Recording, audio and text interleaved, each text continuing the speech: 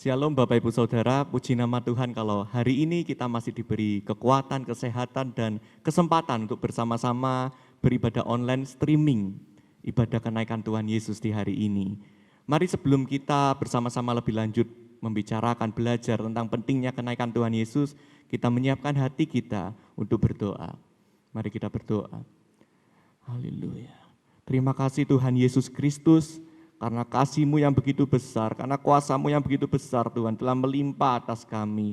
Kami mengucap syukur untuk semua rancangan-Mu yang indah di dalam hidup kami.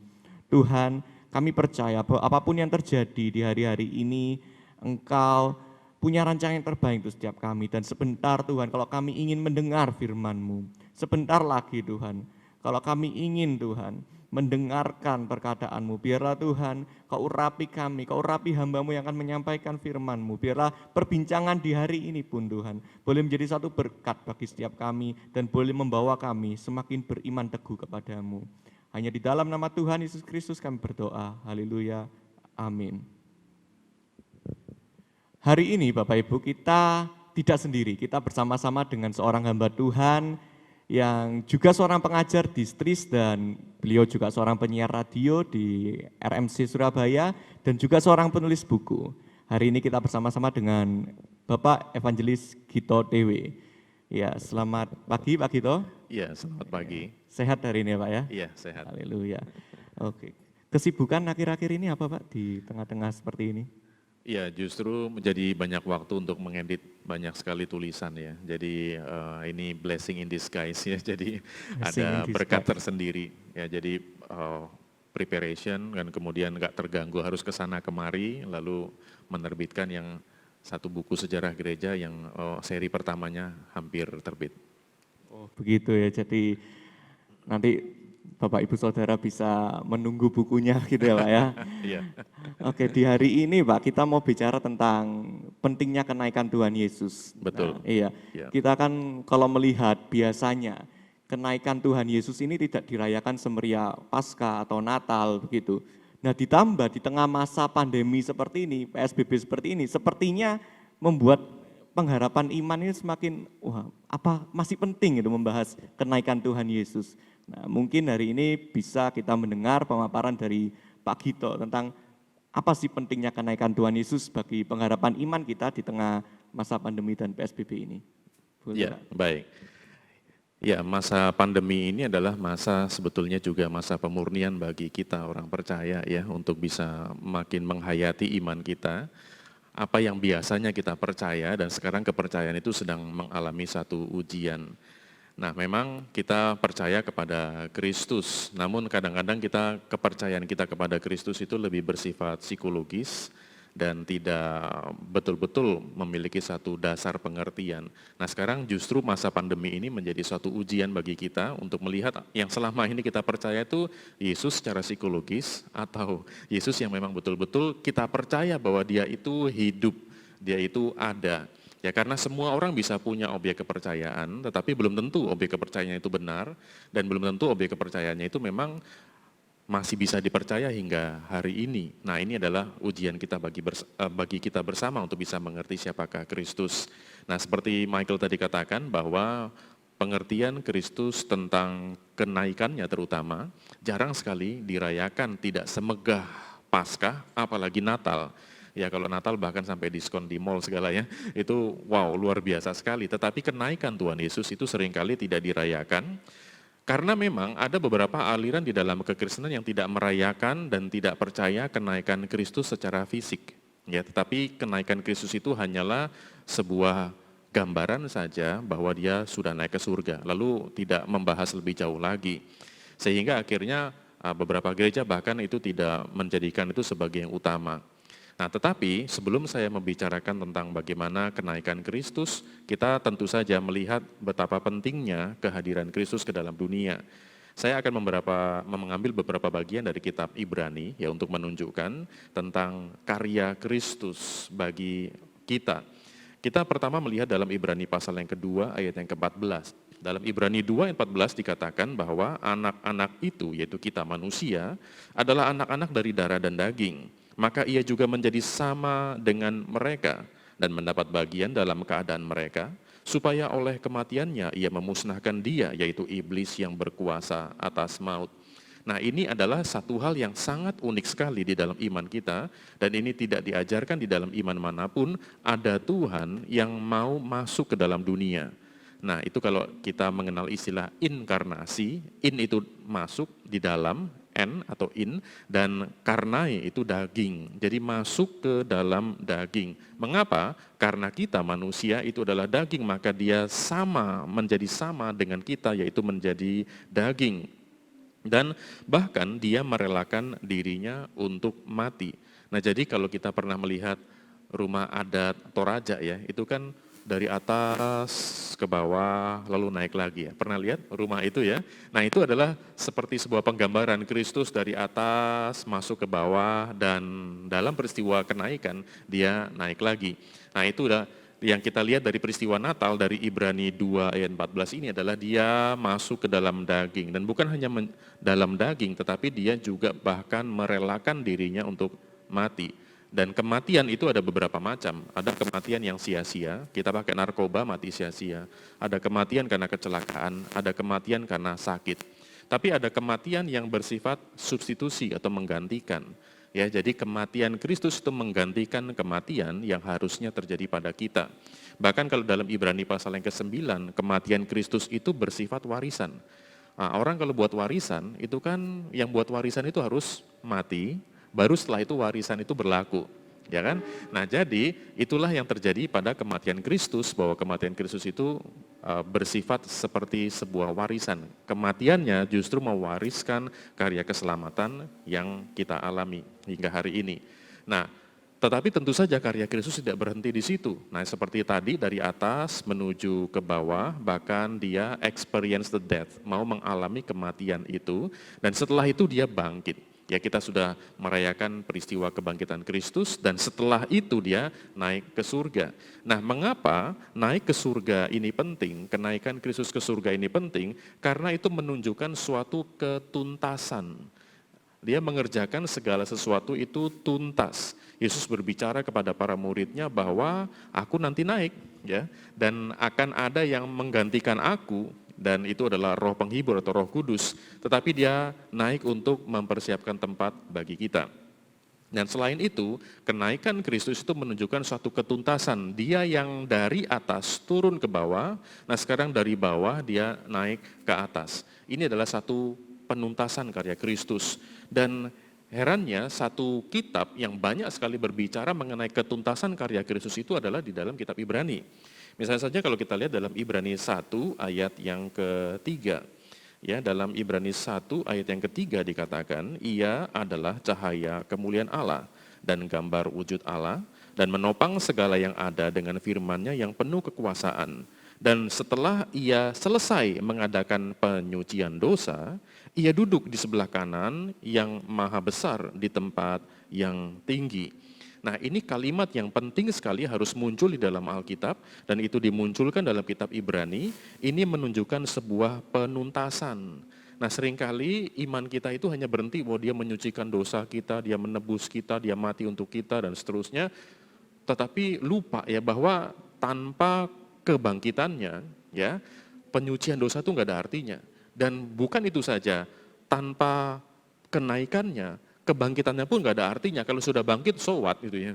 Nah, tetapi begitu Alkitab mengatakan bahwa dia itu naik ke surga, itu berarti tugasnya sudah tuntas. Dan itulah yang menghasilkan karya Kristus itu. Nah, ingat bahwa dalam kitab Ibrani, dan juga harusnya menjadi sebutan bagi kita semua, Kristus itu adalah imam besar agung. Ya, imam besar agung yang melintasi semua langit. Itu ada di dalam Ibrani pasal yang keempat, ayat 14, ayat yang ke-15. Jadi kalau kita melihat di dalam Ibrani 4 ayat 14, karena kita sekarang mempunyai imam besar agung yang telah melintasi semua langit.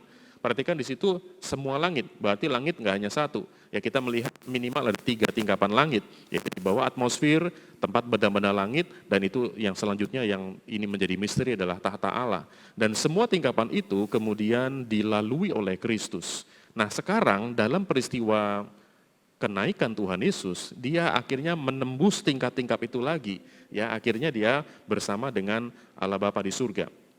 Nah, kita juga melihat di dalam Alkitab bukan hanya Yesus loh yang naik ke surga. Ya, kita sudah tahu di dalam Alkitab, di dalam Perjanjian Lama ada Henokh, kemudian ada Elia, dan juga ada Musa yang tidak ketemu mayatnya gitu ya. Nah, jadi itu adalah beberapa contoh bagaimana di dalam Alkitab ternyata kenaikan bukan hanya kepada atau ada dalam Kristus, tapi juga ada dalam tokoh-tokoh yang saya sebutkan tadi. Tapi sekarang apakah kita berdoa dalam nama Musa? Ya, apakah kita berdoa dalam nama Elia? Kita berdoa dalam nama Henokh? Enggak, walaupun ya mereka itu secara fisik tidak mengalami kematian tapi diangkat oleh Tuhan. Nah, perbedaannya adalah bahwa mereka adalah manusia yang berasal dari sini. Dia lahir di sini, sedangkan Kristus itu adalah dari sana, ya, yang kemudian merelakan dirinya untuk menjadi manusia, itu berarti dia pun dilahirkan dan setelah itu dia naik ke surga. Nah, itulah karya Kristus beda dengan karya Musa, karya Elia, dan karya Henokh. Walaupun mereka naik ke surga, tetapi mereka bukan berasal dari surga. Sehingga mereka pun tidak bisa menjadi perantara kita. Nah, selain mereka bertiga, kalau kita melihat di dalam Ibrani ini juga membandingkan dengan malaikat. Ya, yang bisa menghubungkan antara surga dengan dunia mana? Ya malaikat. Itulah sebabnya mengapa bagi orang Yahudi di masa PL dulu, Yesus nggak gitu-gitu amat hebatnya lah gitu ya. Karena malaikat juga bisa kok ya naik turun bisa kan. Zaman Abraham, zaman Yakub, bahkan peristiwa Natal, malaikat ada di situ.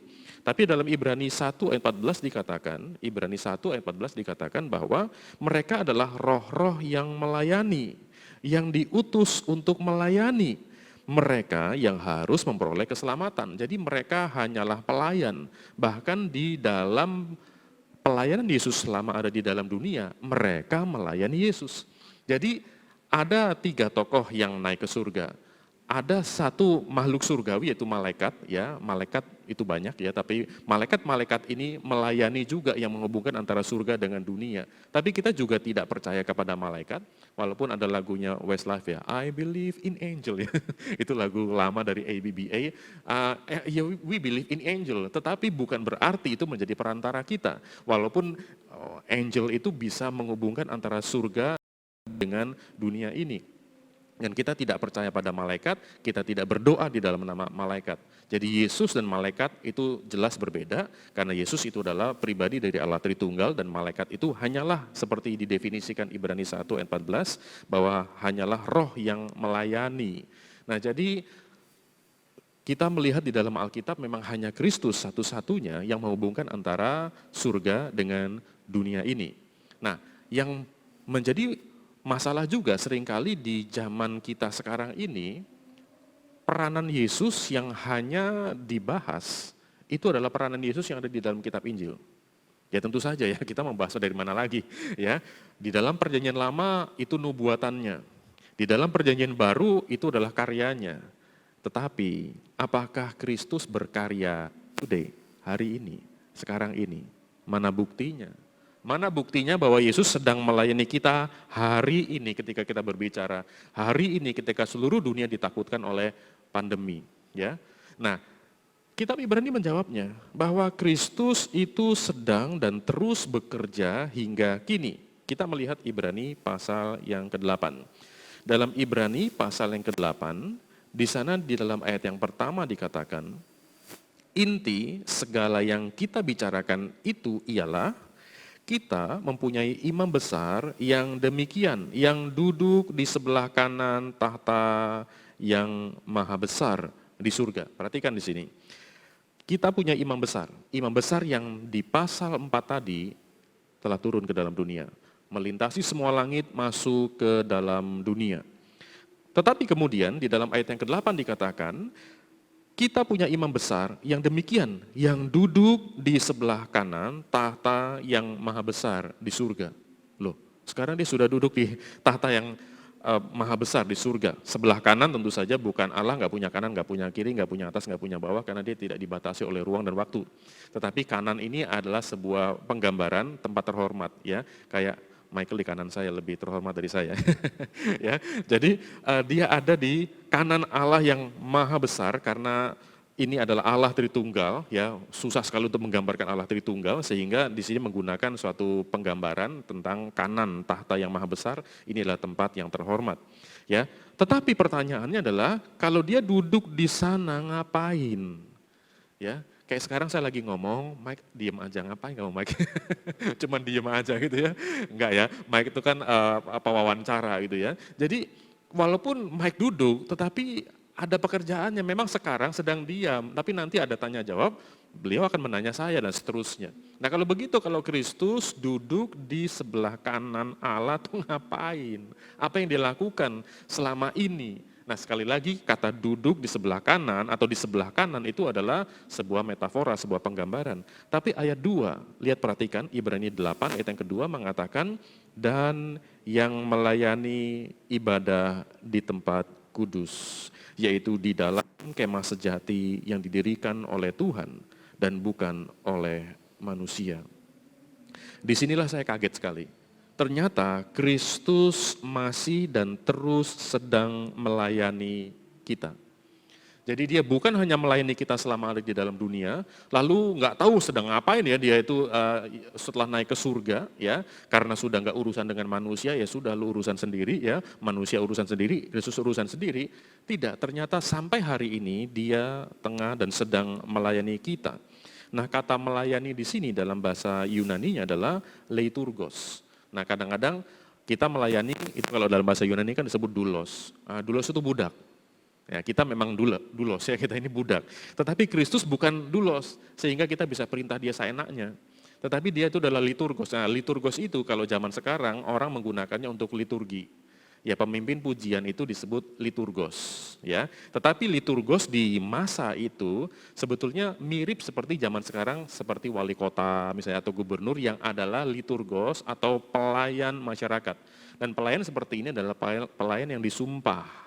Beda sama doulos. Doulos itu pelayan yang memang ya menjadi hak milik dari si tuannya, ya sehingga dia nggak punya pendapat apa-apa, itu nggak disumpah. Tetapi ini adalah yang disumpah. Artinya bahwa Kristus sebagai imam itu bukan sebagai, maaf ya pakai kata jongos kita, gitu ya, bukan sebagai hamba kita. Walaupun dia melayani kita, bukan berarti kita bisa seenaknya pada dia.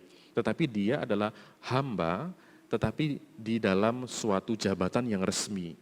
Nah makanya pada akhirnya dia itu sebetulnya adalah King of Kings. Ya, itu kalau kita lihat di Wahyu pasal 19 yang itu dinyanyikan oleh Handel, King of Kings forever and ever, haleluya. Dalam haleluya Handel itu dia disebut sebagai King of Kings. Tapi ingat dia juga adalah imam.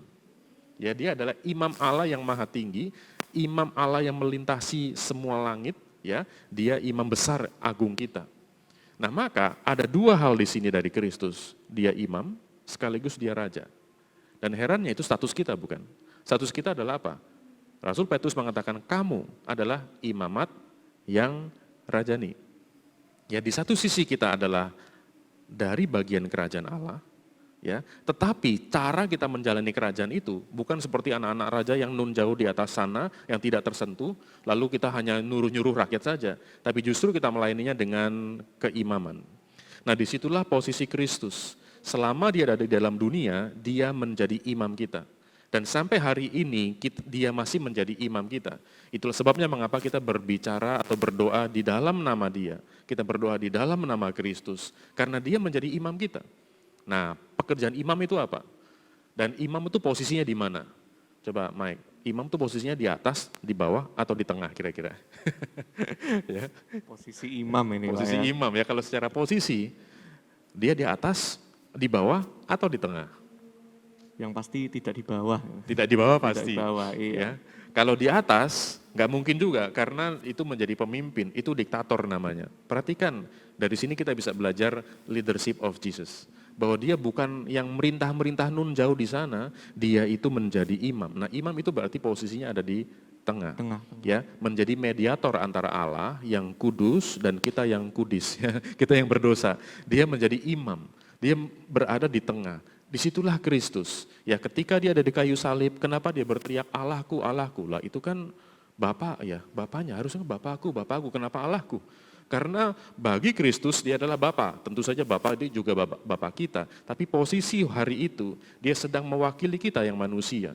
Ya, manusia kita diwakilkan oleh Kristus. Dia menjadi wakil kita. Makanya kematian kita diwakilkan kepada dia. Kebangkitan kita pun diwakilkan kepada dia. Bahkan kenaikan kita. Nah, ini salah satu hal mengapa kenaikan Kristus penting. Karena apa? Karena kalau kita mati, ya, kita juga nanti akan dibangkitkan, dan yang terakhir kita akan bersama-sama dengan Allah. Itulah sebabnya mengapa Kristus itu, kalau kita melihat di dalam Ibrani pasal yang ke-6 ya, dalam Ibrani pasal yang ke-6 ayat 20, Ibrani 6 ayat 20 dikatakan, di mana Yesus telah masuk sebagai perintis bagi kita, ketika ia menurut peraturan Melkisedek menjadi imam besar sampai selama-lamanya. Perhatikan di sini kata perintis. Perintis ini adalah forerunner, ya. Dia yang menjadi perintis, ya, yang memulihkan relasi antara kita dengan Tuhan adalah Kristus. Maka dia naik dari surga, kemudian turun ke dalam dunia, dia mati, dia bangkit, dia naik, itulah perintis. Sehingga kita yang percaya kepada dia itu terhisap di dalam karya Kristus. Itulah sebabnya mengapa dia harus naik ke surga. Karena apa? Karena kita juga akan begitu. Kita juga akan bersama dengan Allah. Kita akan bersama dengan dia di dalam kekekalan. Makanya dialah perintis. Ya, perintis. Kita kalau lihat hamba-hamba Tuhan kita di masa lalu, itu perintis. Sehingga kita bisa ibadah di tempat ini bukan karena kita, tapi tentu saja karena Tuhan. Ya, tetapi Tuhan mengutus siapa? Perintis. Ya, perintis-perintis yang selama berapa lama gereja ini ada, sekarang generasi muda dan seterusnya, itu bisa ibadah di sini karena ada yang merintis. Ya, nah, mengapa pendahulu-pendahulu merintis? Ya, karena ada yang rintis sebelumnya, ada penginjilan yang ada di Surabaya ini. Kenapa mereka bisa menginjili Surabaya ini? Karena mereka juga diinjili sebelumnya oleh orang-orang yang menginjili mereka. Ujung-ujungnya kemana? Ya, Kristus. Ya, Kristuslah yang menjadi perintis, sehingga dia merintis manusia ini supaya manusia ini nantinya bisa bersama dengan Allah, maka dia merintis. Maka walaupun gereja ini dibangun oleh perintis-perintis orang-orang sebelum kita di masa ini, tetapi sebetulnya gereja itu yang merintis Kristus. Yang mengupayakan adanya gereja di dalam dunia adalah Kristus sendiri. Makanya itulah sebabnya kenapa kita harus menghormati gereja. Bukan karena takut sama Pak Gembala, ya, tetapi karena Yesus yang mengupayakan. Karena Kristus yang merintis ini semua. Jadi kalau kita bisa bersekutu, walaupun sekarang kita bersekutunya online, tapi perintisan itu siapa yang bikin? Ya, bukan YouTube, ya, bukan media sosial, tapi Kristus itu sendiri. Kita bisa terhubung ini bukan hanya sekedar masalah teknis, tapi lebih lagi karena masalah spiritual. Kristus yang menghubungkan kita, makanya sebetulnya ya tentu saja kita lebih suka ya kalau bisa bersama-sama. Tetapi enggak bersama-sama pun, secara spiritual kita sama-sama. Kenapa? Karena Kristus yang merintis. Ya, yang merintis itu semua. Nah, disitulah kita melihat mengapa kita penting sekali berbicara mengenai kenaikan Kristus. Ya, karena kenaikan Kristus itu adalah totalitas karya Kristus yang merintis, mulai dari turun, mati, bangkit, naik. Kenapa? Karena nasib kita akan begitu. Hidup kita akan seperti itu. Kita akan mati, kita sekarang hidup, lalu kita akan mati, kita akan dibangkitkan bersama dengan dia, dan kita akan bersama dengan dia. Maka perintisan itu perlu dilakukan. Yang kedua, kita perlu belajar mengenai kenaikan Kristus itu adalah seperti Ibrani pasal yang ke-8 tadi, bahwa kenaikan Kristus itu ternyata menunjukkan pelayanan dia yang berkesinambungan. Sampai hari ini, sudah berapa abad dia melayani kita? Ya, terus menerus, bukan hanya hari itu dia ada di dalam dunia, tetapi hingga kini. Itu sebabnya mengapa kita sekali lagi tidak berdoa kepada Musa, dalam nama Elia, tapi dalam nama Kristus. Bukan juga dalam nama malaikat, tapi dalam nama Kristus. Karena dia secara literal memang sedang melayani kita hari ini. Nah, maka kita sedang memiliki Allah yang melayani kita, karena dia adalah Allah yang hidup. Dia bukan Allah yang hanya berkarya di dalam Alkitab saja, maksudnya dicatat dalam Alkitab saja ketika dia ada di tanah Yudea, tetapi Ibrani menunjukkan dia sedang melayani kita di dalam kekekalan. Nah, maka dalam Ibrani 8 kita lanjutkan ayat yang keempat misalnya ya. Tadi kan ayat yang kedua, Ibrani 8 ayat yang kedua mengatakan, dan yang melayani ibadah di tempat kudus dalam kemah sejati yang didirikan oleh Allah. Ya, kemudian ayat 4 mengatakan sekiranya ia di bumi ini, ia sama sekali tidak menjadi imam. Karena di sini telah ada orang-orang yang mempersembahkan persembahan menurut hukum Taurat. Ada banyak orang, sudah banyak imam. Ya, kalau dia cuma hanya di dunia ini saja, ya podo ae, sama aja lah. Kristus sama saja dengan Imam Harun, ya sama saja dengan imam-imam yang lain. Tetapi apa perbedaan signifikan Kristus dengan imam yang lain adalah ternyata dia melayani tidak hanya di bumi ini saja, tetapi justru menghubungkan antara surga dengan bumi, antara Allah yang tidak terbatas, tidak terikat ruang dan waktu. Lalu Kristus masuk ke dalam dunia, terikat ruang dan waktu untuk mewakili kita manusia yang terikat dengan ruang dan waktu. Lalu dari ruang dan waktu ini kita terhisap di dalam Kristus dan nantinya kita akan dibawa ke dalam kekekalan bersama dengan Allah. Nah, itulah jadi totalitas karya Kristus itu terlihat di dalam karya Kristus, yaitu dalam kenaikannya. Nah, maka sama seperti Paskah, sama seperti Natal, sama seperti kematian atau kebangkitan, peristiwa kenaikan Kristus ini adalah sesuatu yang sangat signifikan sekali, tapi sering terlupakan di dalam sejarah. Jadi saya senang sekali kita hari ini berbicara mengenai hal ini, ya supaya kita disadarkan, kita sedang memiliki Allah yang hidup, yang karena melalui kenaikan itulah sedang melayani kita hari ini. Nah, itulah sebabnya kenapa kita berdoa untuk Tuhan begini-begini, dia dengar nggak ya? Ya dia dengar lah gitu ya. Dia dengar anaknya karena dia Allah yang hidup. Dia pernah mengalami ya seperti Ibrani 4 mengatakan bahwa dia juga pernah mengalami pencobaan itu ya. Ibrani 4 ayat yang ke-14, ayat yang ke-15, ayat yang ke-16. Terutama di dalam ayat 15 dikatakan dia imam besar yang dapat turut merasakan kelemahan-kelemahan kita. Ya. Nah, kata turut dapat turut merasakan kelemahan kita, itu dalam bahasa Yunaninya sumpatos. Dari situ muncul kata simpati. Loh, jadi sekarang ini Kristus sedang bersimpati dengan kita. Jadi apa sih pergumulan kita? Apa sih kesulitan kita? Ya ngomong aja gitu ya. Dia mengerti. Nah, makanya heran kita nggak pernah ditinggalkan. Nah, itu sebabnya kenapa orang Kristen ini nggak terlalu masalah ya mau ke gereja atau nggak ke gereja. Maksudnya tentu saja kalau kondisi normal ya ke gereja ya, jangan jangan kita main-main gitu ya. Tetapi dalam kondisi seperti ini kita tahu kok bahwa Kristus itu hidup, sedang melayani kita, dia turut dapat merasakan kelemahan kita. Nah, bayangkan kalau dia Allah yang cuman ya seperti patung misalnya, gimana dia turut merasakan kelemahan kita, dia nggak bisa merasakan apa-apa, dia pernah menjadi seperti kita. Maka dia sekarang ini yang pernah merasakan seperti kita, sekarang ada bersama dengan Bapa, maka doa-doa kita, ya kalau boleh pakai istilah dihantarkan melalui Kristus. Sehingga Bapa mendengar doa kita. Ya, sehingga kita apapun pergumulan dan masalah kita, itu didengarkan oleh Allah Bapa. Karena apa? Karena Bapa dengar anaknya yang taat ini, ya, itu menjadi perantara kita. Nah, itu sebabnya kenapa kita tidak pernah sendirian. Ya, kita tidak pernah ditinggalkan sendiri, kita nggak pernah itu mengalami kehidupan yang kosong di mana Kristus ya, enggak. Tetapi Kristus itu hidup dan sedang melayani kita. Nah, jadi di masa pandemi ini, inilah penghiburan kita, hiburan yang sangat besar sekali ya bahwa Kristus itu tetap bersama dengan kita walaupun dia telah naik ke surga, sedang melayani kita, sedang mengakomodasi doa-doa kita, pergumulan kita. Tentu saja mengakomodasinya nggak kayak kita ya, nggak kayak apa tuh film Bruce Almighty gitu, itu pakai email dan seterusnya, nggak seperti itu. Tentu saja kita nggak tahu bagaimana cara dia mengakomodasi doa-doa kita, cara dia mendengarkan pergumulan-pergumulan kita, but he is listening now. Dia sedang mendengarkan kita hari ini. Ya, itu saja renungannya. Luar biasa sekali, jadi Tuhan Yesus adalah Tuhan yang turut merasakan kelemahan kita. Jadi hari ini Bapak Ibu, setiap pergumulan kita pun Tuhan mengerti, begitu ya Pak kita ya. Yes.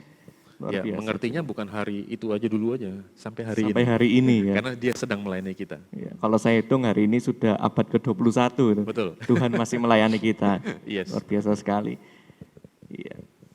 Jadi sekarang kita masuk ke sesi tanya jawab gitu ya Pak ya. Iya. Ada pertanyaan-pertanyaan, juga beberapa hari yang lalu tim kami juga setelah menyebar survei untuk mendapatkan pertanyaan-pertanyaan dari jemaat. Ya. Baik, kita langsung saja untuk pertanyaan yang pertama. Nah, di tengah masa pandemi COVID-19 ini Pak, masih adakah iman dan pengharapan yang benar kepada Tuhan Yesus? Setelah tadi kita mendengarkan juga, apakah ada pengharapan yang benar di mana masih banyak orang-orang yang melanggar atau mengabaikan himbauan pemerintah. Apakah iman yang benar ini masih ada dengan banyaknya pelanggaran-pelanggaran ini? Iya. Nah, jadi di masa pandemi ini justru terlihat selama ini cara kita beriman itu seperti apa. Nah, melalui ujian pandemi ini ya, akhirnya kita bisa melihat selama ini cara mereka beriman atau cara kita beriman itu seperti apa. Ini adalah ujian. Sama seperti anak sekolah kan, ya. Cara mereka belajar selama ini apa sih? Enggak tahu. Ya begitu ujian baru ketahuan selama ini ada yang berantakan mungkin, tapi ada yang serius dan seterusnya. Nah, jadi pandemi ini justru menjadi ujian bagi iman kita. Seperti Yakobus katakan, pencobaan yang kamu alami itu sebenarnya ujian juga. Sekaligus adalah ujian. Dan ujian itu bagi iman kita. Nah, misalnya saja, saya kasih contoh, ada orang beriman, udahlah nggak usah pakai masker, sudahlah nggak apa-apa, ini kan kita ada jarak ya, nggak usah berjarak lah, sudahlah, kalau mati aja gitu ya. Nah pertanyaan saya, kenapa bisa muncul kalimat seperti itu? Mungkin kalimat itu bisa muncul karena apa? Karena hidupnya nggak berharga. Ya karena dia juga nggak tahu visi hidupnya apa, ya mati aja. Tetapi mengapa saya tadi kesini masih pakai masker? Ya, kenapa juga kita masih jaga jarak? Karena apa? Karena kita punya iman, tapi iman itu harus kita pahami melalui logika kita. Karena iman tidak menghilangkan logika. Nah kalau orang yang asal, sudahlah pokoknya beriman, nah ternyata selama ini imannya iman yang entah itu apa gitu ya, dia nggak pakai logika. Cuman kepercayaannya kepada Tuhan lebih kepada sifat yang fatalis, sudahlah pokoknya percaya saja tanpa ada logika pemikiran dan tidak menghargai logika pemikiran. Logika itu anugerah Tuhan loh. Ya, itu kalau Roma 12 ayat yang pertama dikatakan itu adalah ibadahmu yang sejati. Sejati itu dalam bahasa Yunani adalah logikos. Dari situ kita muncul logika. Nah, jadi harus menggunakan logika. Nah, jadi orang yang tadi kalau pertanyaannya masihkah ada iman, sebetulnya enggak ada pandemi pun orang ada yang ada iman, ada yang enggak. Ada yang imannya benar, ada yang imannya salah. Kita enggak pernah bisa lepas dari iman loh. Kita pasti beriman, entah objek imannya itu apa. Ya, dulu orang beriman pada apa? Patung. Ya, ada orang beriman pada apa? Pada teknologi. Ada orang beriman kepada apa? Kepada matahari kah, kepada bintang, kepada awan, bahkan kepada semut orang bisa beriman dan seterusnya. Nah, sekarang kita sedang dibenahi. Kita beriman, apakah iman kita benar atau tidak? Kita nggak pernah bisa lepas dari iman. Bahkan orang ateis sekalipun adalah orang beriman. Mereka percaya bahwa Tuhan tidak ada, iman kan? Ya, tapi mereka percaya bahwa Tuhan tidak ada, itu kan iman juga. Kita duduk di sini, kamu periksa dulu nggak tadi kursinya nih, jangan-jangan diisengin itu ya, terus bisa hancur, bisa ambles. Nah, ini panggung ini aman nggak ya? Saya nggak periksa tuh tadi, kenapa? Saya percaya aja. Itulah semacam iman, semacam kepercayaan. Ya, nah sekarang masalahnya iman saya benar atau enggak? Ya karena saya percaya dengan orang yang ngundang saya gitu ya, maka saya percaya aja pasti ini nggak akan ngejebak saya gitu ya. Tiba-tiba nanti dibom atau apa enggak gitu ya. Itu karena apa? Karena selain ada percaya saya, pengetahuan saya, memori saya menunjukkan bahwa relasi saya dengan orang-orang di gereja ini adalah beres. Maka saya nggak mungkin dijahatin. Itu contoh gitu ya. Nah jadi demikian juga percayaan kita pada Tuhan. Percaya sih percaya, cuman Tuhan nyuruh kita apa sih selama ada di dalam dunia ini? Kalau orang hanya, pokoknya nggak usah pakai masker, mati ya mati, wis wayahe gitu ya. Itu berarti orang ini nggak ngerti visi hidupnya apa. Kalau dia ngerti visi hidupnya, dia akan menjaga karena tugasku belum selesai selama di dalam dunia ini. Jangan sampai aku memang mati dan hidup itu di tangan Tuhan.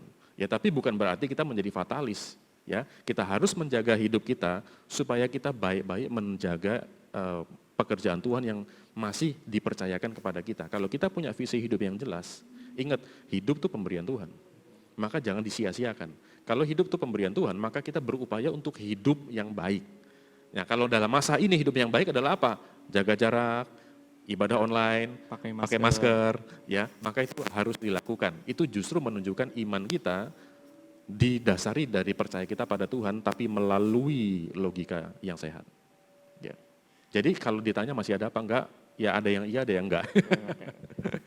Oke. Jadi tetap pakai masker ya Bapak Ibu ya. Yes. Dan sebisa mungkin di rumah saja gitu. Kita ibadah online.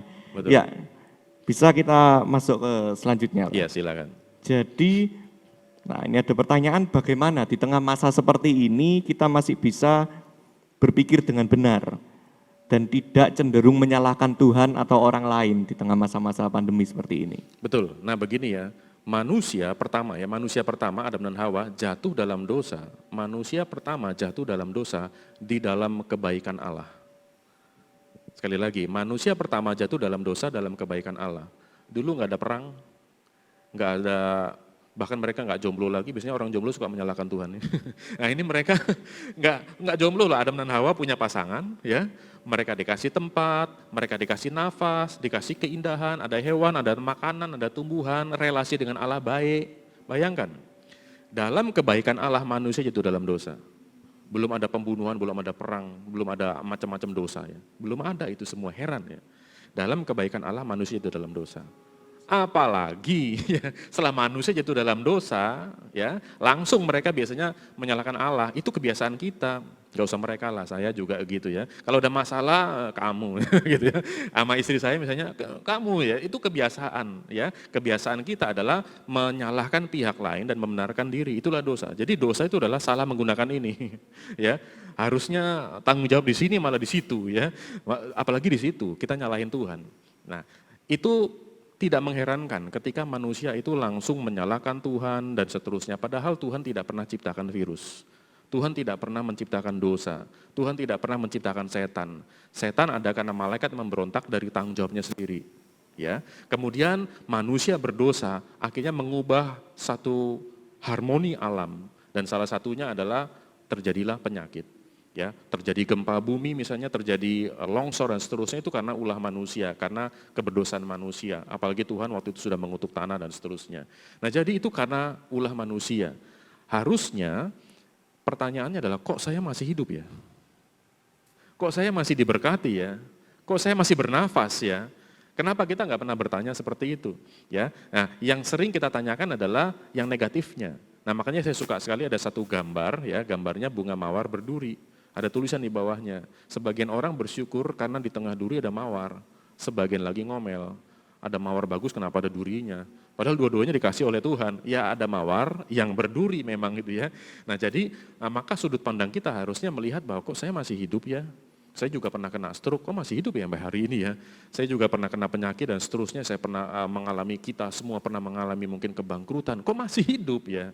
Nah ini justru menunjukkan bahwa Tuhan itu masih memelihara melalui hal-hal yang mengerikan ini ya. Nah jadi jangan sampai kita marah-marah dan menyalahkan Tuhan. Itu salah kita semua ya, kalau ada masalah-masalah di dalam dunia ini semua salah kita, bukan salah Tuhan. Dan bahkan kita bersyukur di dalam kesalahan manusia Tuhan masih berkarya loh dalam hidup kita. Ya kalau kita sebagai orang tua kan senang sekali ya pasang anak kita di Instagram gitu ya. Itu pas mandi kan ya, bukan pas anakku lagi muntah, anakku lagi mimisan, kan kita nggak pasang itu ya. Dan bayangkan kalau ibu ya, seorang ibu yang baik adalah ibu yang masih mau ngurus anaknya ketika mimisan, ketika muntah, ketika tantrum, ya, ketika dia benjol-benjol kepalanya dan seterusnya. Bayangkan kalau seorang ibu hanya mau ngurus anak pas lagi bersih. Masuk ke Instagram, dipajang-pajang pas bersih, pas mandi, pas manis, apalagi pas tulis I love you mom, gitu ya.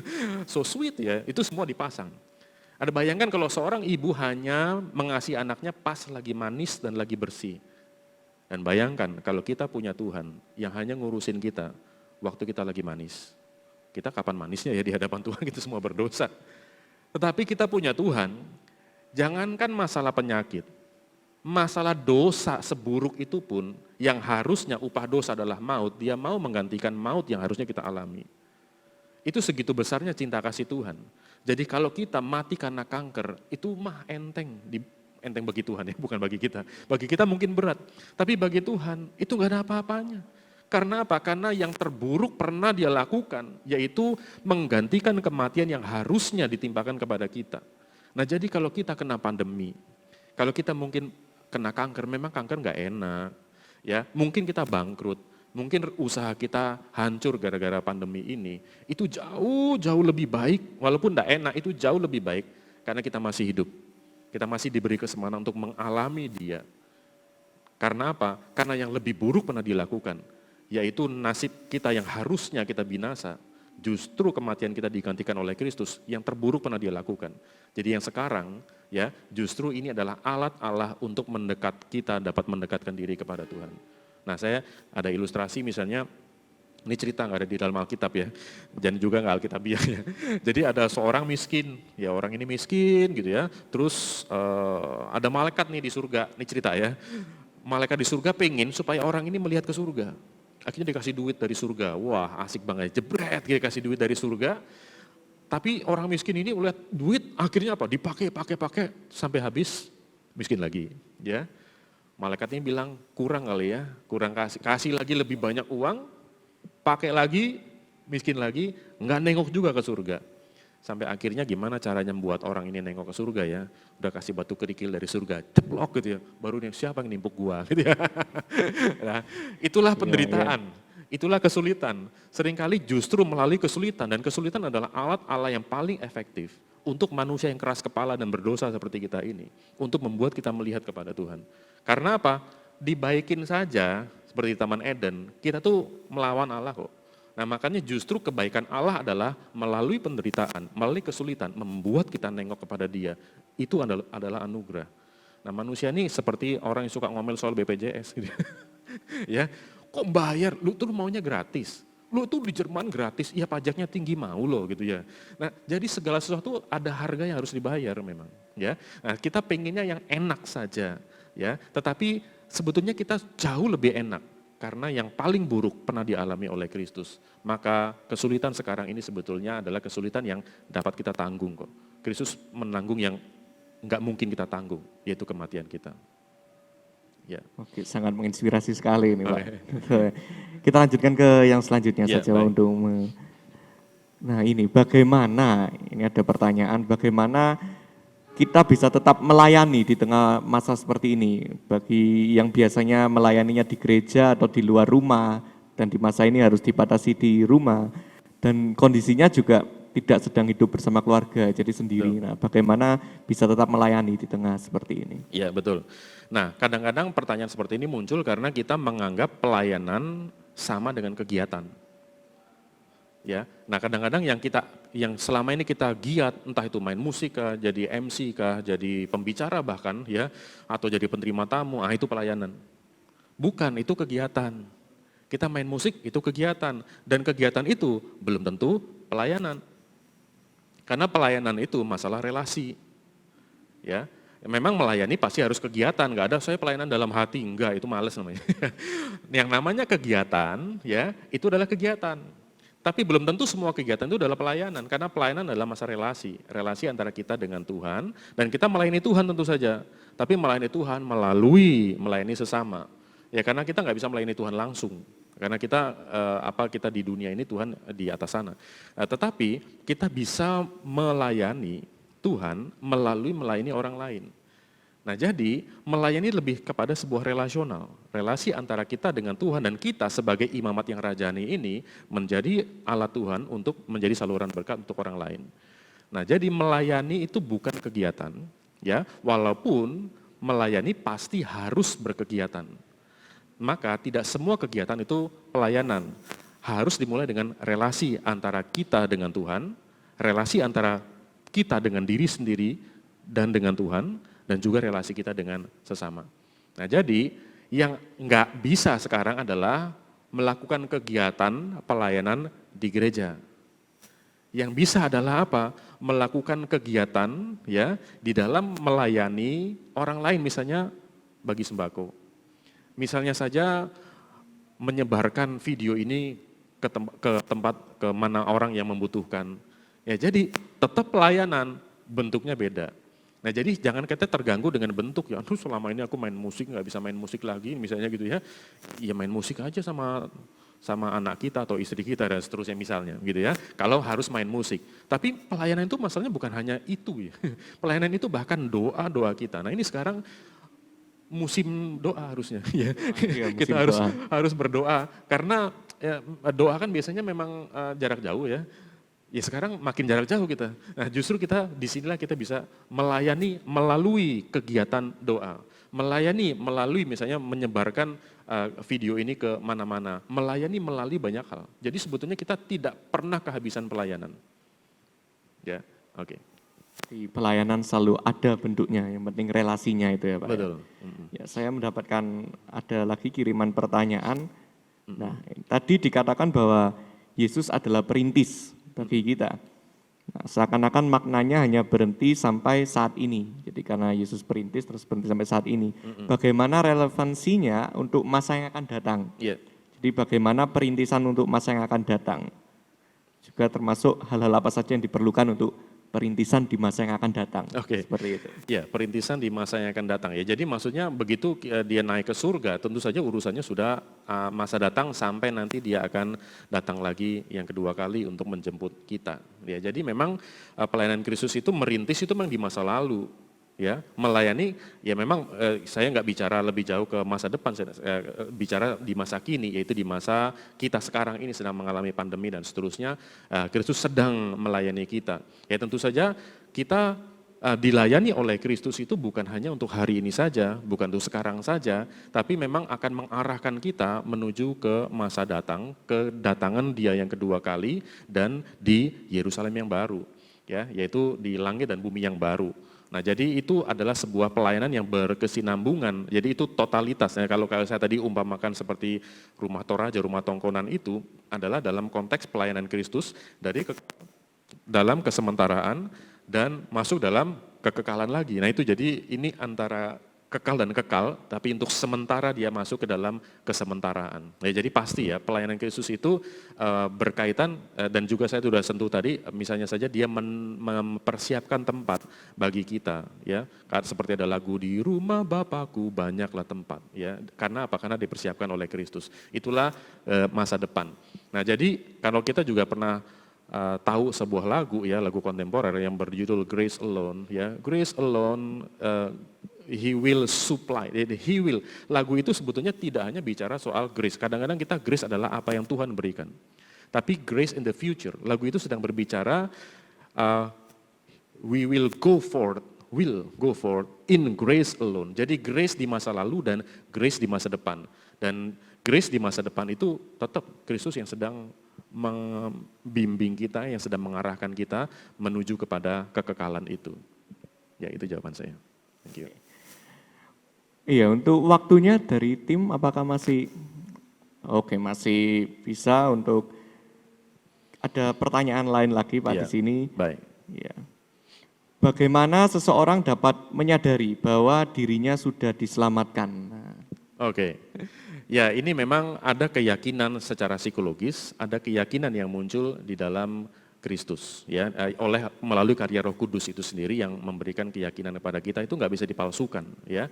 Nah, itu juga menjadi pertanyaan saya, ya, menjadi pertanyaan saya bahwa seringkali saya merasa bahwa kapan ya, atau seperti apa ya saya itu sadar bahwa saya adalah orang yang diselamatkan, ya, Kristus telah menyelamatkan saya.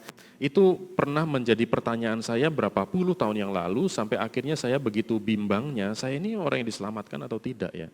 Nah, itu memang karya Roh Kudus yang terjadi dalam pribadi orang-orang tersebut. Tetapi ciri-ciri luarnya adalah bahwa saya makin mencintai Tuhan. Saya makin mencintai firman-Nya. Saya makin diubahkan karakter, ya. Walaupun mungkin kita masih bisa jatuh dalam dosa, tapi kita tidak lagi menikmati dosa. Nah, bukti yang lain adalah, atau tanda yang lain adalah itu seperti dalam Galatia 5, ya, yaitu buah roh, bukan buah-buah roh ya, buah roh.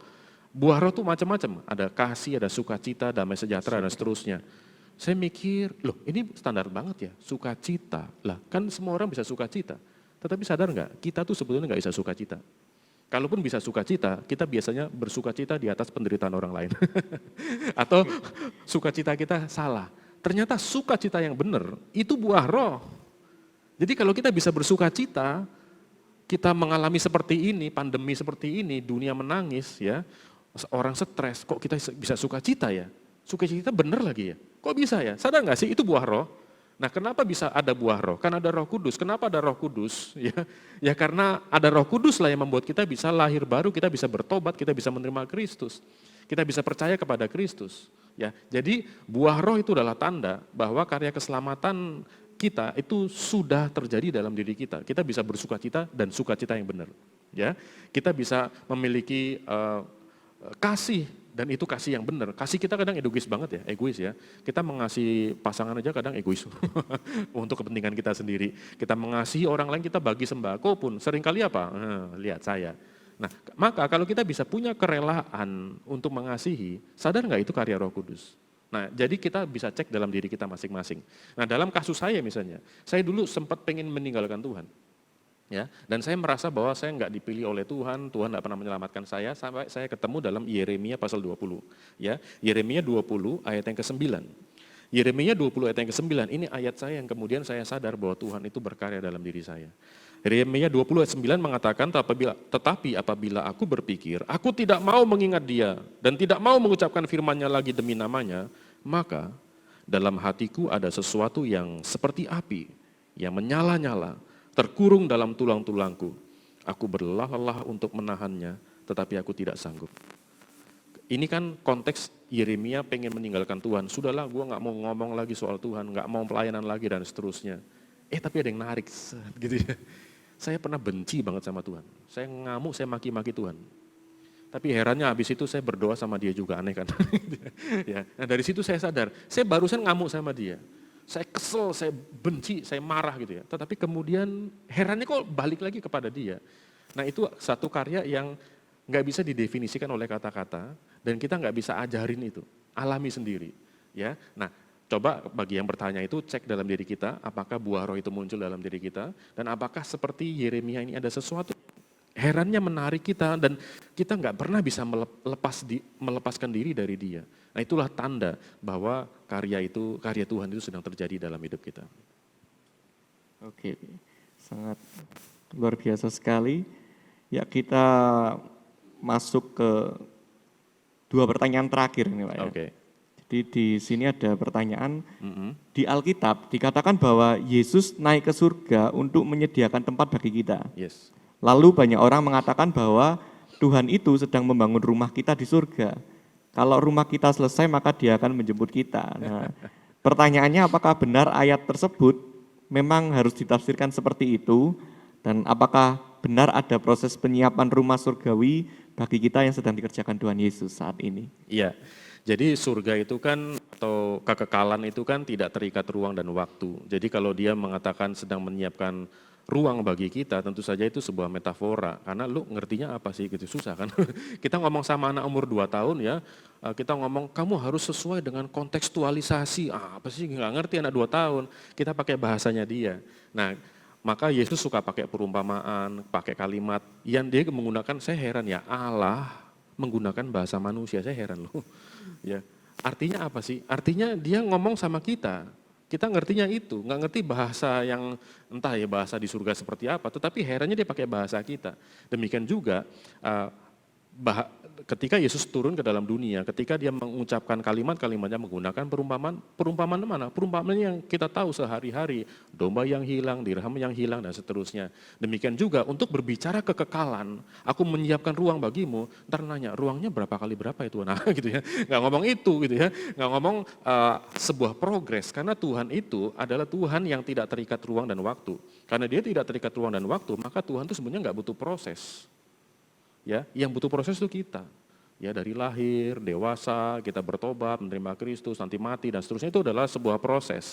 Nah, Kristus masuk ke dalam ruang dan waktu, maka dia berproses dari lahir ya, tempatnya di Bethlehem lahirnya, matinya di Golgota ya. Tetapi sesungguhnya dia itu tidak terikat ruang dan waktu. Nah, ini adalah kerendahan hati Kristus ya. Dia mengikatkan dirinya dengan ruang dan waktu. Nah, maka di dalam kekekalan tidak terikat ruang dan waktu. Jadi ayat itu tidak bisa ditafsirkan secara literal ya, sehingga nanti ruangnya kali berapa kali berapa ya. Apakah belum jadi? Kok suwe ya? Belum jadi. Udah berapa ribu tahun kok gak jadi-jadi ya kamar kosanku ya di surga. Enggak seperti itu ya. Jadi lebih kepada tempat kita itu lebih kepada tempat yang bersifat relasional dengan Tuhan. Ya, jadi tidak terikat ruang dan waktu dan juga ukuran. Karena kalau kita lihat di dalam kitab Wahyu, itu ukurannya ukuran malaikat. Nah, pertanyaan saya, ukuran malaikat itu kayak apa ya? Ya jelas itu berbeda. bisa didefinisikan, betul. Iya, ya, betul. Ya. Oke, kalau gitu kita pergi ke pertanyaan terakhir untuk Betul. hari ini. Apakah kenaikan Tuhan Yesus mempunyai makna bahwa tujuannya ke dunia telah selesai? Iya, pertanyaannya Iya, pertanyaannya sudah dijawab tadi ya di awal ya, tadi bahwa bahwa memang kedatangan Kristus itu adalah awal, seperti lagu kalau kita tahu, Joy to the world, the Lord is come. Itu nadanya dari atas menuju ke bawah. bahwa Orang zaman dulu kalau bikin lagu, kan sekarang nggak ada LCD, nggak ada apa, dulu juga orang banyak yang nggak baca Alkitab, karena dulu masih bahasa Latin dan seterusnya, Alkitab mahal, belum diterjemahkan, sehingga ketika orang ingin membuat sebuah lagu, itu menggambarkan semuanya. Termasuk kayak dramatis kan, joy to the world, the Lord is come, turun dari atas turun ke bawah, dan kalimatnya apa? Ya dari atas turun ke bawah juga ya. Nah itu ingin adanya sebuah penggambaran, itu menunjukkan bahwa dia turun dan dia kemudian naik ke surga. Nah jadi itu adalah totalitas karya Kristus, seperti di awal saya katakan, totalitas karya Kristus selama dalam dunia loh ya kan? Karena apa? Karena yang bermasalah kita yang di dunia, yang bermasalah itu darah dan daging yaitu kita manusia, maka dia itu menjadi sama dengan kita. Dan dia menjadi sama dengan kita selama ada di dalam dunia, ada kurun waktunya sekitar 33,5 tahun. Dan setelah itu dia naik ke surga. Kenapa dia harus naik ke surga? Itu tadi seperti yang saya katakan di awal, karena pun kita akan seperti itu. Makanya kalau kita mati bersama dengan dia, kita bangkit bersama dengan dia, kita bersama dengan dia pula di dalam kekekalan. Ya, jadi totalitas karya Kristus selama di dalam dunia. Walaupun ya tentu saja seperti yang juga saya jelaskan tadi, bukan berarti ya sudah nggak urusan lagi ya. Enggak, kenapa kita berdoa dalam nama dia? Karena masih urusan sama dia dan dia masih melayani kita. Sampai nanti puncaknya dalam kekekalan dan selama-lamanya. iya. Ini tiba-tiba saja terbersit ini Pak. Jadi sebelum kita tutup sesi kita saat ini, mungkin juga ada pertanyaan-pertanyaan dari Bapak Ibu yang di rumah mungkin. Kan kita tahu Tuhan Yesus sampai saat ini masih melayani kita dan nanti akan datang lagi seperti yang tadi Pak Gito juga sempat sampaikan. Apakah mungkin saja ada pandangan-pandangan kan ya, pandemi ini merupakan tanda-tanda akhir zaman. Nah, mungkin menurut Pak Gito sendiri apakah hal semacam itu benar atau bagaimana Pak? Akhir zaman itu apa sih gitu ya? Ya, seringkali kita menganggap misalnya saja dalam kitab Wahyu. Nah, orang menafsirkan kitab Wahyu itu ada beberapa versi. Ada versi futuris ya, kitab Wahyu ini hanya berbicara mengenai masa depan saja. Ada juga yang melihat itu sebagai historis. Wah, ini sebenarnya dari Kejadian sampai Wahyu dia sedang berbicara tentang seluruh proses sejarah di dalam manusia. Nah, biasanya kalimat seperti itu atau pandangan seperti itu, dan herannya di sepanjang zaman ada masalah, pasti ada seminar akhir zaman. Karena orang berpikir karena akhir ini tandanya. Padahal masalah pergumulan seperti ini bisa besar karena apa? Ini di era media.